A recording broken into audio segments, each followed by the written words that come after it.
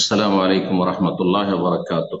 إن الحمد لله نحمده ونستعينه ونستغفره ونعوذ بالله من شرور أنفسنا ومن سيئات أعمالنا. من يهده الله فلا مضل له ومن يضلل فلا هادي له، وأشهد أن لا إله إلا الله وحده لا شريك له، وأشهد أن محمدا عبده ورسوله صلى الله تعالى عليه وعلى آله وصحبه وسلم تسليما كثيرا। أما بعد।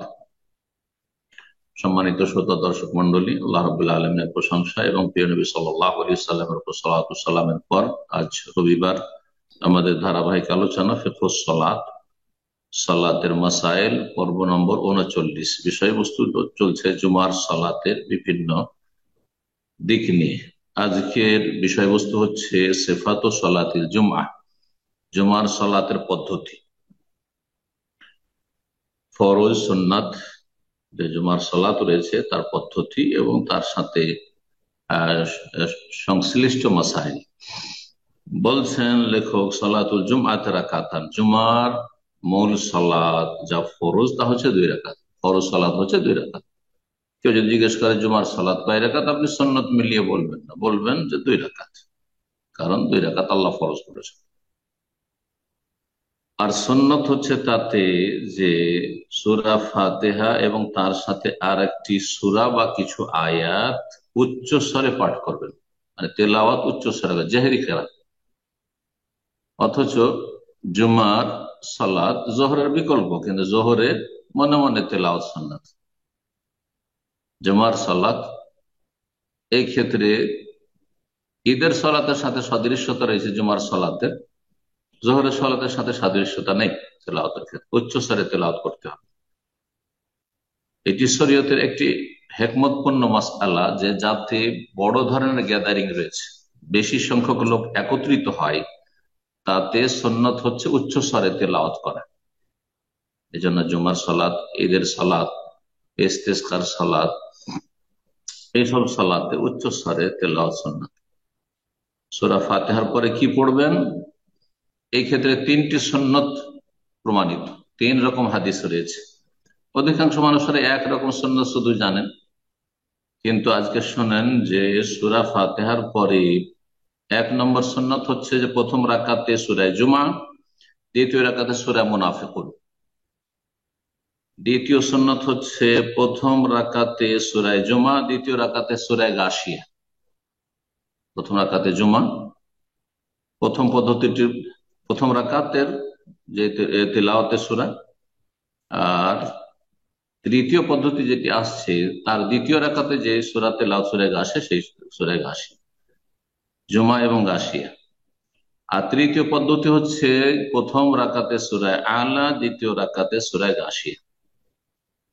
এটা অধিকাংশ সময় পড়বেন, কিন্তু সেখানে বাদ রাহমাতুল্লাহ বলছেন যে সব সময়, গোটা বছর এবারে মোটেই তাতে কোন রকম মিস করলেন না, বিরতি দিলেন না, এমনটা না করাই ভালো। কেন? জনসাধারণ মোটা খায় মোটা বুঝে, এরা ওয়াজিব মনে করে নেবে, অথচ ওয়াজিব না, এটি সুন্নাত। যার ফলে মাঝে মাঝে ছেড়ে দেওয়া, 2-4-6 মাস পরে একবার দুইবার ছেড়ে দেওয়া, মাস 2 মাসে ছেড়ে দেওয়া, এটি হচ্ছে বেশি ভালো। কিছু কিছু সুন্নত আছে না চাইলে মানুষ ওয়াজিব মনে করে না। আর এটা হয়েছে আমাদের ভারত, বাংলাদেশ, পাকিস্তানে আহলে হাদিস মসজিদে আমাদের এক ভাই দায়ী, তো তিনি বলছেন যে দেশে গেলে জুমার দিনে আমি ফজরের সালাতে একটু পিছিয়ে থাকি, পড়াই না। ও হাফেজ নাই, আর ওর সূরা সাজদা একটু হয়তো মুখস্থতেই আছে, দুর্বলতা আছে। কেন? সূরা সাজদা যদি প্রথম রাকাতে না পড়ি আর দ্বিতীয় রাকাতে ফজর যদি সূরা দাহার না পড়ি, তো বলবে যে সুন্নতের খেলাফ কাজ করে, যেন গুনাহের কাজ করি। যার ফলে না, এমনটা হওয়া উচিত নয়। আসলে জনগণ এটাকে ওয়াজিব মনে করে নিয়েছে। ওই রকম জুমার দিনে আহলে হাদিস মসজিদে কেউ সূরা আলা, সূরা গাশিয়া যদি না পড়ে, বা সূরা মুনাফিকুন না পড়ে, অন্য সূরা জিলজাল পড়ে নিল, সূরা আলাম নাশরাহ লাকা সাদরাক, এই সুন্নাত জানেই না মনে হয় এই আলেম। তো এই ধরনের ক্ষতির কারণে মাঝে মাঝে ছেড়ে দাও সুন্নাত। জি। ওয়াইন কারাবে গায়রিহি মাজাজা, আর যদি কেউ মাঝে মধ্যে 2 সূরার কোনটাই পড়লো না, 3টে পদ্ধতির কোনটাই করলো না, ছেড়ে দিয়ে অন্য সব জায়েজ, সেটা জায়েজ। সাল্লাহ রাকাতাইন সাল্লাম, 2 রাকাত পড়ে সালাম ফিরবে। জুমার সুন্নত, এখন জুমার দিনের সুন্নত সালাত, এই ক্ষেত্রে বেশ ভুল ভ্রান্তি রয়েছে আমাদের ভারত, বাংলাদেশ, পাকিস্তানে। কারণ অধিকাংশ লোক হানাফি মযহাবের কথিত অনুসারী, ইমাম আবু হানিফা রাহিমাহুল্লাহ খাঁটি নির্ভেজাল অনুসারী নয়। নির্ভেজাল অনুসারী তখনই বলতাম যদি তার ইজা সাহাল হাদিস ও ফাহুয়া মাযহাবের আমল করত। ইমাম আবু হানিফা রাহিমাহুল্লাহ প্রসিদ্ধ উক্তি বিভিন্ন কিতাবাদিতে রয়েছে, সহিহ হাদিস আমার মযহাব, আমার কথা রাসূলুল্লাহ কথার বিরোধী হলে ছেড়ে দিও, আমার কথা সাহাবায়ে কেরামদের বিপরীত হলে ছেড়ে দিও। কিন্তু না, মযহাবকে ফরজ করে নেওয়া হয়েছে, যেন আসমান থেকে নাজিল করা হচ্ছে মযহাব, কোন একটা মযহাব মানতে হবে। যার ফলে বলছে যে কথিত হন। তারপরে আকীদার ক্ষেত্রে ইমাম আবু হানিফার সাথে মোটেই মিল নেই, দূরেরও সম্পর্ক নেই। আশারি মাতুরিদি আকীদা, ইমাম আবু হানিফা রাহিমাহুল্লাহর আকীদা সালাফে কোরআন সুন্নাহর আকীদা ছিল। তো আকীদাতে ইমাম আবু হানিফাকে মানেন না, বরং স্পষ্ট তারা বলছেন যে আমাদের ইমাম হচ্ছে আবু মানসুর মাতুরিদি। তাহলে আবার হানাফি কি করে হলেন? তার ইমাম আবু হানিফা রাহিমাহুল্লাহ সুফি ছিলেন না, নকশবন্দি, চিশতি, কাদেরি আর সাহারওয়ার্দী এইসব বের কিছুই ছিলেন না। সুফিজমের বেদাত তার মধ্যে ছিল না। আর যারা আমার দেশের হানাফি, দেওবন্দি হোক আর বেরেলি, সব সুফি, গালি সুফি, চরমপন্থী সুফি, আর না হলে বেদাতি সুফি। যারা চরমপন্থী সুফি বড় শিরকি কুফরি আকীদা তো রয়েছে। তো যার ফলে বলছি যে আমার দেশের যারা দাবিদার হানাফি তারা খাঁটি হানাফি নয়। জি, তো তাদের এই জুমার সুন্নতের ক্ষেত্রে ভুল আমল রয়েছে। মনে করে জোহরের উপরে কিয়াস করে জোহরের আগে 4 তাদের যে 2-এর হাদিস কখনো তারা বলবে না যে আব্দুল্লাহ বিন উমর রাদিয়াল্লাহু আনহু জোহরের যে 2 রাকাতের সুন্নত রয়েছে, এটা কোনো হানাফি জানে না, সাধারণ মানুষ। তাদেরকে শেখানোই হয় না সহিহ বুখারী হাদিস। আরে সবটাই সুন্নত শেখান, 2ও আছে 4ও আছে, না শেখাবেন না। 4 তো জোহরে যখন 4, তখন জুমা তো তারা 4 ধরে নেয়, জুমার আগে 4 রাকাত সুন্নত, অথচ জুমার আগে কোনো সুন্নত নেই। তাহিয়াতুল মসজিদ শুধু আছে, শুধু তাহিয়াতুল মসজিদ। আর তারপরে নফল ফাসাল্লা মা কুতিবা লাহু, যা তার লেখনীতে আছে নফল 2 পড়তে থাকলো, যার যত ইচ্ছা পড়লো। কেউ কোরআন তেলাওয়াত করছে, কেউ জিকির আজকার করছে, কেউ দোয়া করছে, কেউ নফল করছে, অসুবিধা নেই। 2, 4, 6, 10 যা পড়ে পড়বে জুমার খুতবা শুরু হওয়া পর্যন্ত। এই জন্য সহিহ সুন্নতটি জানেন। বলছেন যে বাড়িতে যদি পড়েন আপনি সুন্নাত, আর এটি উত্তম। আফজালু সালাতিল মারই ফি বাইতি ইল্লাল মাকতুবা, নবী সাল্লাল্লাহু আলাইহি ওয়াসাল্লাম বলছেন যে কোনো মানুষের উত্তম সালাত হচ্ছে, পুরুষ হোক নারী, উত্তম সালাত হচ্ছে তার বাড়িতে। ইল্লাল মাকতুবা, ফরজের ক্ষেত্রে পুরুষ লোক ফরজ জামাতে গিয়ে পড়বে, বাকি সুন্নত নামাজ মসজিদে পড়ার চাইতে বেশি নাকি বাড়িতে পড়লে পাবে। দোকানপাটে পড়লে, অফিসে পড়লে, নির্জনে পড়লে বেশি নাকি পাবে। জুমার পরে 2 রাকাত বাড়িতে পড়া সুন্নত। আর যদি মসজিদে পড়ে তো 4 সুন্নত। ইউসাল্লিফি বাদিল আহিয়ান আরবান বিসালাম, আর বাড়িতেও যদি কেউ 2 করে 2 সালামে পড়ে তো পড়তে পারে কখনো, কারণ যে হাদিসটিতে 4 আছে তার উপর আমলের জন্য বলছেন। আম্মা ইযা সাল্লা ফিল মসজিদে, কিন্তু যদি মসজিদে পড়ে তো ফায়ুসাল্লি আরবান বিসালামেন, 4 রাকাত পড়বে, মসজিদে পড়লে 4 পড়বে। ওয়ালা সুন্নাত লিল জুমআতি ক্বাবলাহা, জুমার আগে কোন সুন্নতে রাতেবা নেই। সুন্নতে রাতেবা জুমার আগে নেই, আছে তাহিয়াতুল মসজিদ, মসজিদ সালাম। বাল ইউসাল্লি মা শাআ, তারপর তাহিয়াতুল মসজিদের পরে যা চাইবে, যতটা চাইবে সালাত আদায় করতে পারে। নিষেধ করছেন আপনি 4 সুন্নত বলিয়েন না, বলেন যে তাহিয়াতুল মসজিদ 2, আর তারপর যত পারবা পড়ো, 4 পড়ো, 6 পড়ো, 8 পড়ো, 10, 20 যা পড়ে পড়ো। তারপরে খুতবার সময় কথা বলা সম্পর্কে মাসআলায় বলছেন আল কালামু আসনা আল খুতবাতি, খুতবা চলাকালীন যদি কোন মুসল্লি কথা বলে ইউফসিদুল আজর, নেকি নষ্ট হয়ে যাবে। জুমার যে ফজিলত, নেকি তা নষ্ট হয়ে যাবে।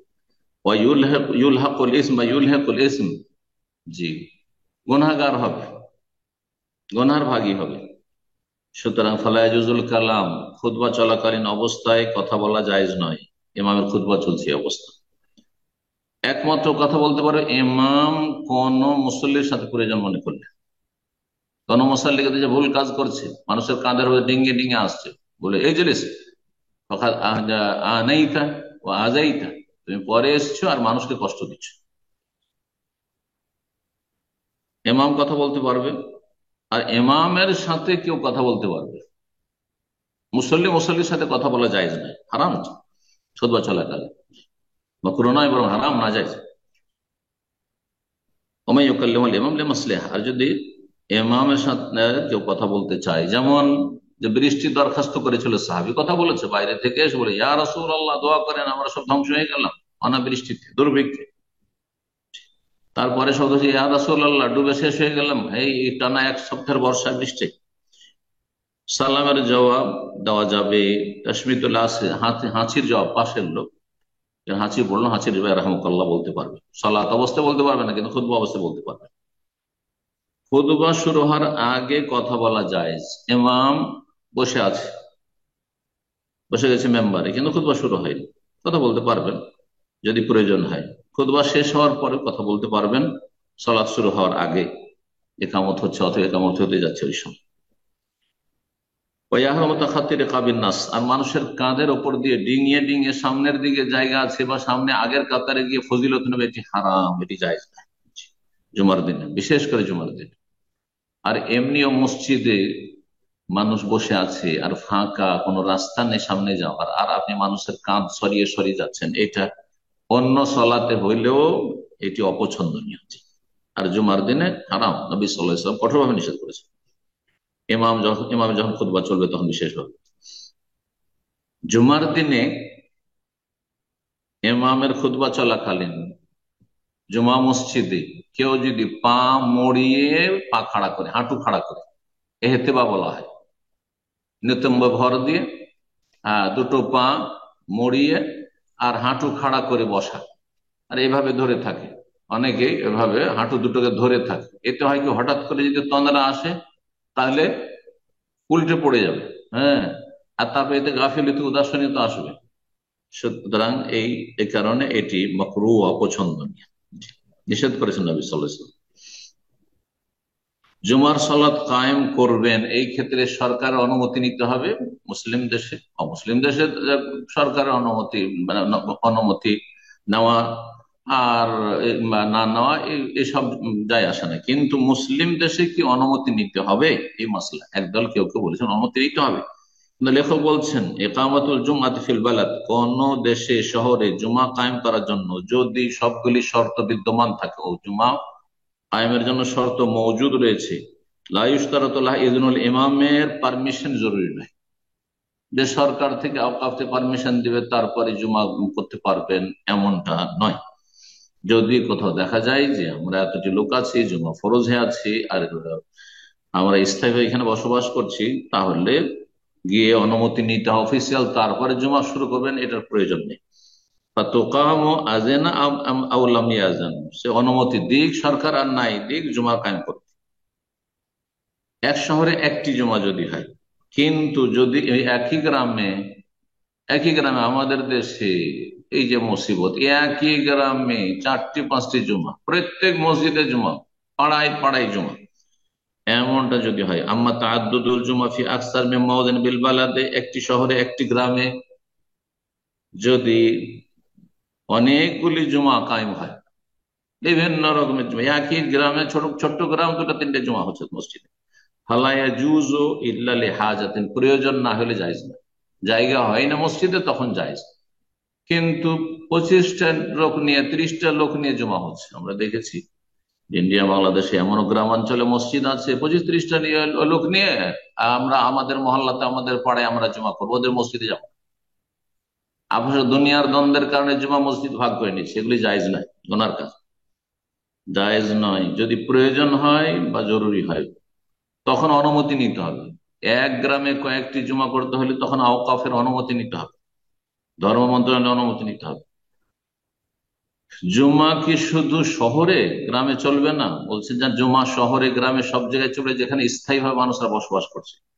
কিন্তু যেখানে বেদুইনদের মতো যাযাবর বসবাস করছে, এখানে ঘাস আছে, পানি আছে, সেই জন্য তাঁবু লাগিয়ে দিয়েছে, বকরি ছাগল নিয়ে আছে, ঘাস পানি শেষ, তখন সেখান থেকে আবার অন্য জায়গায় চলে গেল, এদের উপরে জুমা নেই। তাহলে মানুষ পৃথিবীতে বসবাস করে তিন রকম ভাবে: মদন, শহরে, সিটিতে বা টাউনে; আর ওরা গ্রামাঞ্চলে, যেখানে স্থায়ী বাড়ি ঘর করে মানুষ বসবাস করছে। আর ভারত বাংলাদেশে অধিকাংশ মানুষ গ্রামাঞ্চলে বসবাস করে।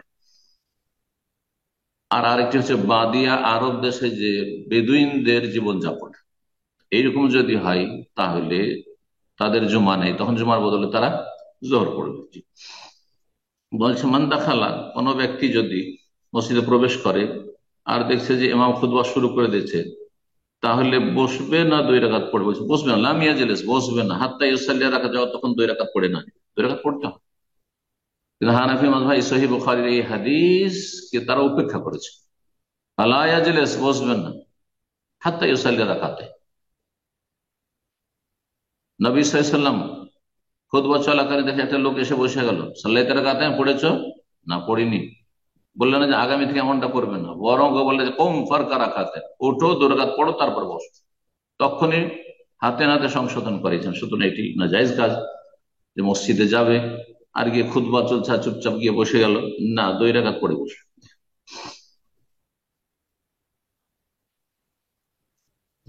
কিন্তু সংক্ষেপে, খুতবা শুরু হয়ে গেছে, সুতরাং সংক্ষিপ্ত পড়বে, ছোট সূরা দিয়ে পড়বে।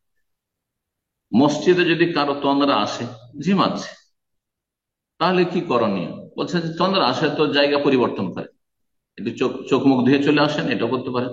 সুন্নাত আইয়াতাহাওয়ালা মিন মাজলিসিহি যালিকা ইলা গায়রিহি, আপনি নিজ জায়গায় ছেড়ে দিয়ে অন্য জায়গায় বসেন, একটু নড়াচড়া করেন, তাহলে আপনার নিদ্রাটা কেটে যাবে।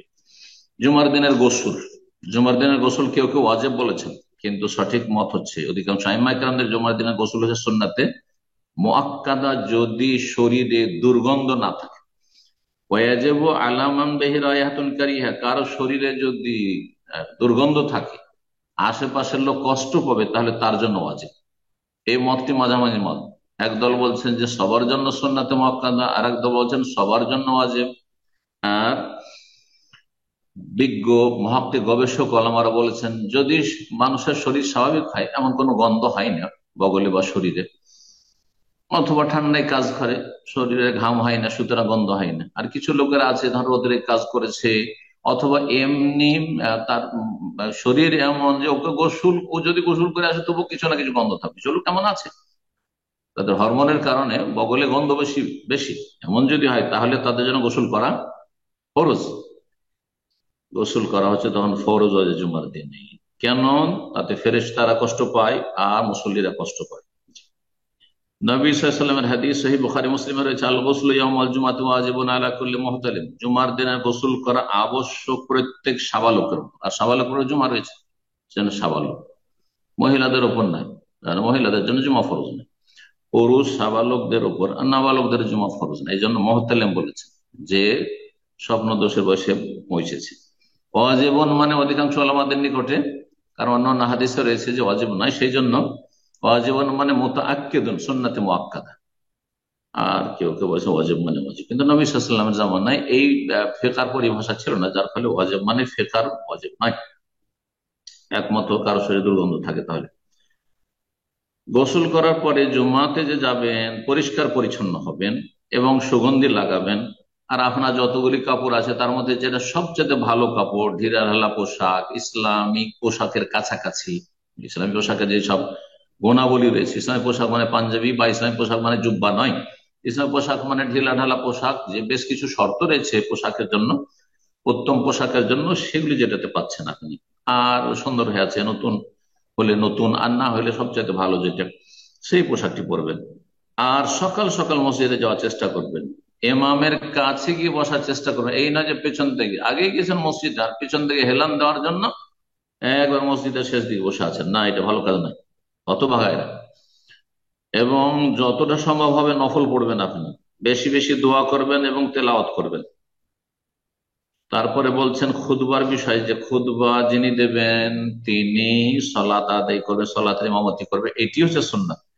কিন্তু কারণবশত একজন খুতবা দিল, আরেকজন জুমার ইমামতি করলো, জায়েজ। এই মাসলা অনেকে জিজ্ঞাসা করেন, আর আহলে হাদিস মসজিদ গুলোতে অনেক সময় এরকম করা হয়, ভালো একজন আলেম এসছেন বা বক্তা এসছেন বা একটা জুনিয়র, সে খুতবা দিতে আগ্রহী, খুতবা দিয়ে দিচ্ছে, আর বড় একজন আলেম তিনি ইমামতি করছেন, তো বা ভালো কারি, তাকে দিয়ে তেলাওয়াত হচ্ছে, কারি বা ভালো বক্তব্য করতে পারবেন না, তো জায়েজ, কোনো অসুবিধা নেই। জুমার দিনে সূরা কাহাফ পাঠ, এই মর্মেও দুটো মত রয়েছে। কেউ কেউ বলছে সূরা কাহাফ মর্মে যে হাদিস রয়েছে হাদিস সহিহ, কিন্তু সঠিক মত হচ্ছে যে হাদিস আমলযোগ্য, হাসান বা সহিহ, আল্লাহু আলাম। জুমার দিনে রাতে যে কোনো সময় আহ, পড়লেই হবে, জুমার আগে পড়লে ভালো, আর জুমার পরে পড়লে অসুবিধা নেই, সন্ধ্যা পর্যন্ত সূরা কাহাফ পড়বে। আর যে ব্যক্তি সূরা কাহাফ পড়বে তার ফজিলত হাদিসে রয়েছে, আদা আল্লাহু মিনান নূর মা বাইনা জুমাতাইন, দুই জুমার মাঝখানে এক সপ্তাহ ধরে তার জন্য ইমানি নূর ছড়াবে। জুমার দিনে বেশি বেশি রাসূলুল্লাহর প্রতি সালাত পেশ করা, দরুদ পেশ করা সুন্নাত। আল্লাহুম্মা সাল্লি ওয়া সাল্লিম আলা নবিয়িনা মুহাম্মদ, সংক্ষিপ্ত দরুদ পড়তে পারেন। আর কিছু কিছু ওলামারা বলছেন না, দরুদ ইব্রাহিমই পড়তে হবে, আল্লাহুম্মা সাল্লি আলা মুহাম্মদ আল্লাহু বারিক আলা মুহাম্মদ ইন্নাকা হামিদুম মাজিদ। আবার কেউ বলছেন এর বিপরীতে, যে না, দরুদ ইব্রাহিম শুধু সালাতের সাথে খাস, আত্তাহিয়াতের পরে। তো মাসালা ইখতিলাফ রয়েছে, কিন্তু দুটোই জায়েজ। কিছু সময় দরুদ ইব্রাহিম পড়লেন, আর কিছু সময় আপনি এমনি পড়লেন আল্লাহুম্মা সাল্লি ওয়া সাল্লিম আলা নবিয়িনা মুহাম্মদ, আল্লাহুম্মা সাল্লি ওয়া সাল্লিম আলা নবিয়িনা মুহাম্মদ, আল্লাহুম্মা সাল্লি আলা মুহাম্মদ আল্লাহু বারিক আলা মুহাম্মদ। জি, কোনো অসুবিধা নেই। জি, নবী সাল্লাল্লাহু আলাইহি ওয়াসাল্লাম হাদিস সহিহ, সহিহ মুসলিম, মান সাল্লা আলাইহি ওয়াহিদা, কেউ যদি একবার আমার উপর সালাত পেশ করে, সাল্লাল্লাহু আলাইহি ওয়াসাল্লাম তার উপর 10 গুণ আল্লাহ সালাত রহমত বর্ষণ করবেন। তারপর জুমার দিনের ফজরের সালাতের তেলাওয়াত সম্পর্কে বলছেন, জুমার দিনের প্রথম রাকাতে সূরা ফাতিহার পরে ফজরের সালাতে সূরা সাজদা পড়বেন, আর দ্বিতীয় রাকাতে পড়বেন সূরা দাহর। এটি অধিকাংশ সময় করবেন, কিন্তু সব সময় নয়, যাতে ওয়াজিব না মনে করতে লাগে। ইমাম বা মুক্তাদিদের জন্য যখন খুতবা ইমাম সাহেব দোয়া করছেন, তখন হাত তোলা জায়েজ না, হাত তোলা সুন্নত না, বিদআত। যে কোনো দোয়াতে হাত তুলে দিচ্ছে আজকালকার মুসল্লিরা, আর দেশে অজ্ঞতার কারণে অনেকেই যেমনই দোয়া করা শুরু করলেন, আল্লাহুম্মা ইগফির লিল মুমিনিনা ওয়াল মুমিনাত, আল্লাহুম্মা আল্লিফ বাইনা কুলুবিহিম ওয়া আসলিহ যাতা বাইনিহিম ওয়ানসুরহুম আলা আদুওয়িকা ওয়া আদুওয়িহিম, যে কোনো রব্বানা আতিনা ফিদ দুনিয়া হাসানা, হাত উঠিয়ে বসো না, জায়েজ নেই। একমাত্র যখন বৃষ্টি চাইবেন আপনাকে, তাহলে আরবি বুঝতে হবে, আরবিতে যদি দোয়া হয় তাহলে, বা আপনার ভাষাতে খুতবা হচ্ছে, আল্লাহ আমাদের বৃষ্টি দাও, অনাবৃষ্টি দূর করো, হ্যাঁ, আল্লাহ মাসকেনা আল্লাহ আগেছেনা, তখন হাত উঠাবেন, কারণ তখন নবী সাল্লাল্লাহু আলাইহি ওয়াসাল্লাম হাত উঠিয়েছেন। এছাড়া জুমার খুতবায় দোয়া হলে হাত উঠানো এটি সুন্নত নয়, বরং এটি বিদআত। ইল্লা ইযা ইসতাসকা, ইস্তেসকা হলে তাহলে ইমাম হাত উঠাবেন, আর মুক্তাদি যারা মুসল্লি রয়েছে তারা হাত উঠাবে। তবে দোয়াতে আমিন আমিন বলবেন, হাত উঠাবেন না, কিন্তু আমিন আমিন বলবেন। ইমাম দোয়া করছেন, আস্তে করে আপনি আস্তে আওয়াজে আমিন বলে মুফামাসুর মা খাফজিস সাউত। জি, ইমামের জন্য সুন্নত হচ্ছে যে খুতবায় দোয়া করবেন, খুতবায় তিনি দোয়া করবেন। আর উত্তম হচ্ছে দোয়া করবেন ইসলামের জন্য, মুসলিমদের জন্য, তাদের হেফাজতের জন্য, তাদের সাহায্যের জন্য, এবং তাদের পরস্পরের ভালোবাসা সম্প্রীতি যাতে বৃদ্ধি পায়, এই জন্য দোয়া করবেন।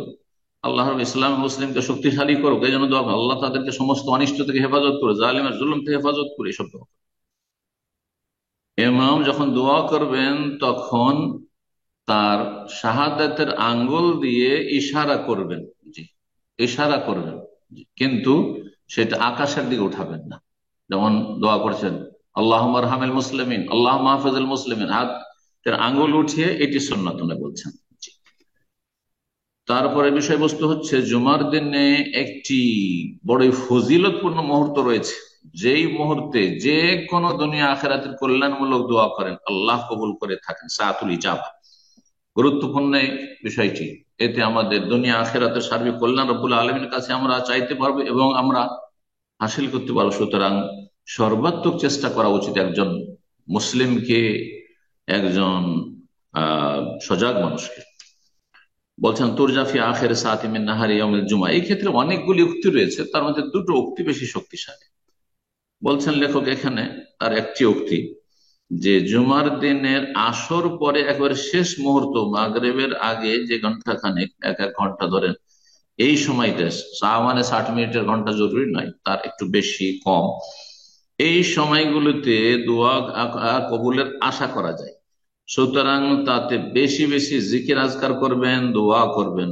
এই সময় দোয়া কবুলের যেহেতু আশা রয়েছে, এই সময়টি একেবারে স্বল্প সময়। নবী সাল্লাল্লাহু আলাইহি ওয়াসাল্লাম হাতের আঙ্গুল দিয়ে ইশারা করে ওয়া হুয়া ইউকাল্লিলুহা, অল্প সময়, হয়তো 2 4 5 মিনিট, 10 মিনিট, হ্যাঁ আল্লাহু আলাম কত, হ্যাঁ এইরকম ভাবে নবী সাল্লাল্লাহু আলাইহি ওয়াসাল্লাম ইশারা করেছেন। হাদিসটি আসছে সহিহ বুখারী মুসলিমের হাদিস। আবু হুরায়রা রাদিয়াল্লাহু তাআলা আনহু তিনি বলছেন, জুমার দিনের কথা আলোচনা করে রাসূলুল্লাহ সাল্লাল্লাহু আলাইহি ওয়াসাল্লাম বলছেন, ফিহি সাআতুন, জুমার দিনে একটি মুহূর্ত রয়েছে। নবী সাল্লাল্লাহু আলাইহি ওয়াসাল্লামের জামানায় 60 মিনিটের আর ধারণা ছিল না, তবে তার কম বা বেশি একটা সময় রয়েছে। লা ইউআফিকুহা আব্দুল মুসলিম, সেই সময়টি যদি কোন মুসলিম পেয়ে যায়, ওয়া হুয়া কায়িমুন ইউসাল্লি, সলাতে দণ্ডায়মান থাকা অবস্থায়। সলাতে দণ্ডায়মান তো আসর পরে তো সলাতে নেই, আর আসরের বাক্য হচ্ছে সবচেয়ে শক্তিশালী, বা খুতবা শুরু হতে যাচ্ছে সেই সময়। তো যাই হোক, বা খুতবা শুরু হওয়ার থেকে শুরু করে আপনার খুতবা শেষ হওয়া পর্যন্ত বা সলাৎ শেষ হওয়া পর্যন্ত, তো সলাতে দাঁড়িয়ে থাকার মানে হচ্ছে সলাতের জন্য অপেক্ষায় থাকা। এক ব্যক্তি আসর পরে মাগরিব পর্যন্ত মসজিদে বসে আছে অথবা মুসাল্লায় বসে আছে, প্রস্তুত বা ওযু বসে আছে, মাগরিবের সলাতের জন্য প্রস্তুত হয়ে আছে। তো যে ব্যক্তি সলাতের জন্য প্রস্তুত হয়ে থাকে, সে যেন সলাত অবস্থায় থাকে, এটি ব্যাখ্যা করা হয়েছে।